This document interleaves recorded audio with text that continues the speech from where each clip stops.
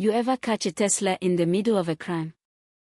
I mean, not the driver, the car itself just sitting there like it got caught shoplifting electricity off your house. That's what happened to me one Thursday morning. I walked outside, and there it was, packed across the street like it owned the place, this long orange extension cord running right from my outdoor outlet to its charging port like it was no big deal. Now, maybe some folks would have thought, oh hey, must be a misunderstanding, but not me. Not when I've been tracking my power bill like a hawk for years and suddenly it had jumped nearly 40% in less than a month. At first I thought, okay, maybe the AC's been running overtime, maybe the beer fridge is pulling double duty, but I knew my numbers. Something was way off. So yeah, seeing that cord was the moment it clicked. Someone was freeloading off my electricity. And not just someone, her. Dolia Thorne. HOA president, master manipulator, and possibly the most passive-aggressive woman to ever walk this earth in tennis shoes. She's the kind of person who sends out HOA-wide emails titled, a friendly reminder, but then CCs the city inspector and includes 14 photos of your recycling bin being 8 inches out of place. She lived 3 doors down, and sure enough, that shiny black Tesla was hers. I'd seen it parked in front of her house, saw her glide out of it like she was stepping onto a red carpet, like the world should be grateful she decided to grace the sidewalk. The same woman who told me just last year face-to-face that installing my own EV charger on my property wasn't in line with the neighborhood's visual identity. Meanwhile, she's out here plugging into my wall like it's a damn charging station. I didn't go nuclear right away. I'm not that guy. I wrote a polite note, left it under her windshield wiper. Hi Delianitis, you've been charging from my outlet. Can we talk about it? I even included my number. You know, civil. She didn't call. Instead, she doubled down. Next morning, I saw her casually plug in again, didn't even look my way. I put out cones. Big, bright orange ones. She moved them. I left another note, less polite this time. Told her she was using my electricity without permission and it needed to stop. Still nothing. Just that same smug smack every time she walked past my driveway. Now, let me tell you something about Delia's not just entitled. She's strategic. She knew I wasn't the type to throw hands over a cord. She was betting I'd stay quiet, maybe even feel embarrassed about making a fuss. And to be fair, part of me did. I started second-guessing myself like, was it worth the drama? Then my buddy Eric came by. Works in energy compliance.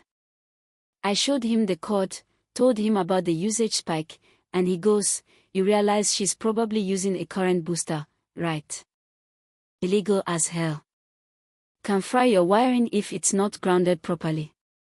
That's when the switch flipped for me. That night, after she unplugged and left, I went outside and traced the cord. Tucked underneath the coils was a little black device, cheap plastic, blinking blue lights, instructions in a language I couldn't read. I took a photo, sent it to Eric. He calls me 10 minutes later and says, yep, that's a third-party load amplifier.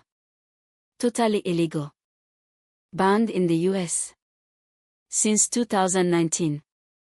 So let's recap: stealing my power and putting my property at risk. And the worst part. If something had shorted out, if there had been a fire, it would have been my insurance footing the bill.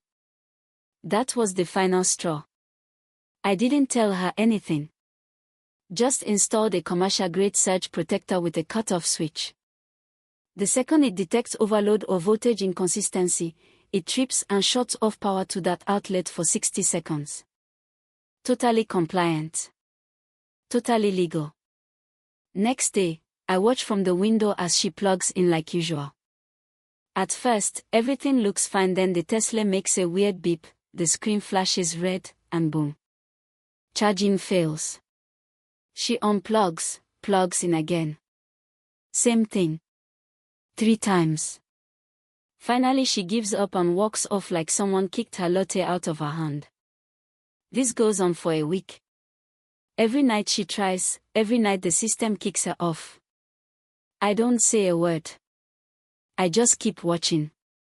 And then, just when I thought it was done, I get a letter from the HOA. An anonymous complaint has been filed regarding unauthorized electrical installations on your property. You are required to submit to an inspection. No mention of the code. No mention of Dolia. Just this vague, corporate-sounding accusation with her fingerprints all over it. But what she didn't know was that I documented everything. Photos. Dates. Power logs. The whole thing. When the inspector showed up with 2 board members in togas who came along. Yep. Dolia. Wearing pearls like she was heading to church. I walked them through every inch of the setup.